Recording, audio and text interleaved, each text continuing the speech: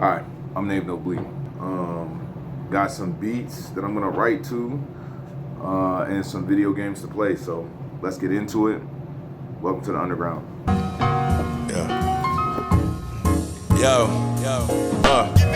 Playing Miles Davis, looking at the stars. Used to be in band, playing jazz, trying to master art.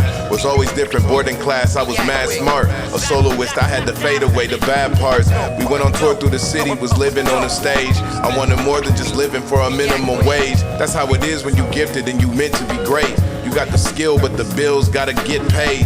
I just wanted to rhyme all day, was my love supreme. John Coltrane, I've changed. He said the album was an offering to God. I wanted to use the bars if I'm able, just to inspire a few changes and maybe to entertain you if life's a lot.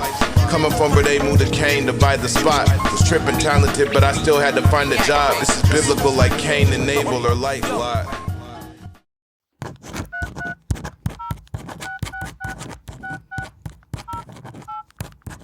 The astronaut stared at the dials while he peered down on creation from orbit. He wrote in his notebook, scratching for words like an archaeologist digging for a hidden city. He wrote, "Today was as normal as it could be under the circumstances. Still haven't broken through. No sign of the crew or Lonnie. Worked on the engine. Cleaned up more of the soda spill that was still floating in the airlock from last night. The spaceman tires but continues his mission. He still has yet to see the presence of God or the rest of the crew." He gave a grim smile at that last message. The hurricane would be happy to read that last bit. The sentiment must persist. Absolute order, all that. The astronaut didn't much care for the propaganda. He was there for his own reasons. The astronaut left the gray steel of the flight deck and walked through the cramped mess hall. The door to the mess hall whooshed open, and the astronaut walked into the airlock, separating an inner chamber from an outer chamber that led to the bleakness of space. The soda spill was in the inner chamber.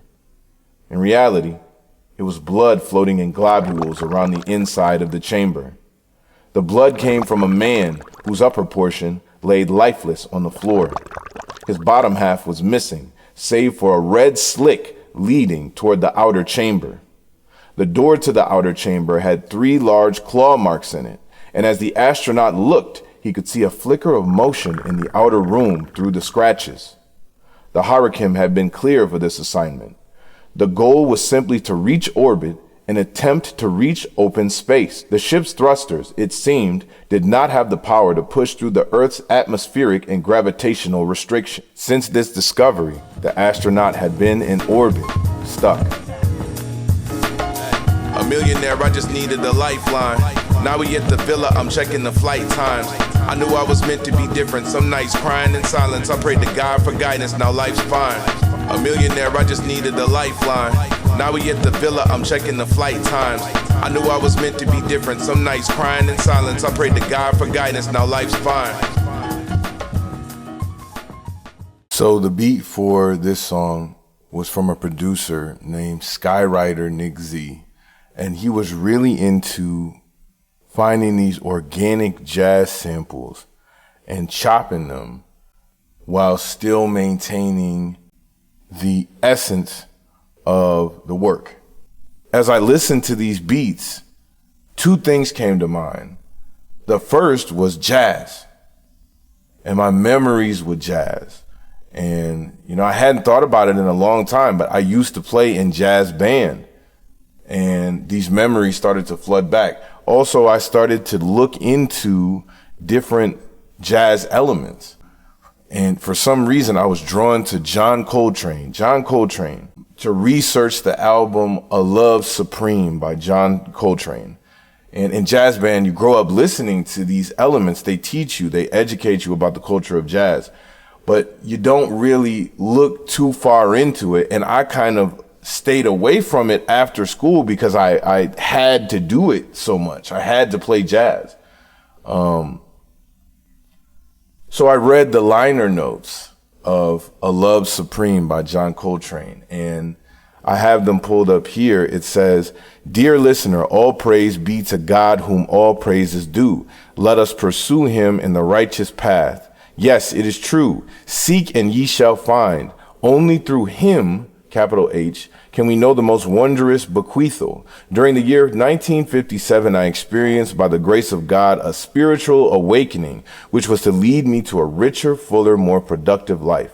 At that time, in gratitude, I humbly asked to be given the means and privilege to make others happy through music. I feel this has been granted through his grace. All praise to God. And so he continued on, but a prevailing theme of A Love Supreme was him giving thanks to God for the ability to make music. And so I really felt grateful. I felt really, really grateful to have that opportunity as well, to be able to release music. And I wanted to add my own. I liked that concept. So I kind of started to write from that perspective, like, okay, how can we tie jazz in and some of these written elements, but also make it cohesive and entertaining? My own memories. How can we do this? Playing Miles Davis, looking at the stars, used to be in band playing jazz, trying to master art. Was always different, boarding class, I was mad smart. A soloist, I had to fade away the bad parts. I've been working on this piece called The Astronaut, which is a short story that is for a collection of short stories that I'm releasing called 517. And the concept of the astronaut is he is up in space. Something has gone left, possibly with the mission, and he's just up there floating by himself, having to figure it out. Communication might not be the greatest. So when I heard these beats, I always like to try to tie the music into my writing, my short stories and my novels. I like to kind of bunch it all together. I like to sort of get it all together. So I started to write from the perspective of that character a little bit. Daydream. I knew I had to leave Earth. The mission, it was greater than I thought. I had to work to break away from most of what I've been taught. I had to learn. Some bridges I had walked across were over, had to burn. The ship I'm navigating had no map, I had to plot it. It was just me and a few of the homies like Sonny Rollins. The envy in the back rooms causing all kind of problems. We ain't even have the knowledge in the crew to try to stop it. And I started to reminisce. And memories of my experience with jazz started to flood back. I remembered touring with the jazz band in high school, and we got to leave school in the middle of the day, and we would just go to different schools and play jazz. We played a lot of that, y'all heard that Charlie Brown, do-do-do-do-do-do-do-do-do-do, that one right there? We played that a lot. So I was very familiar with just the culture and the production and the playing of jazz.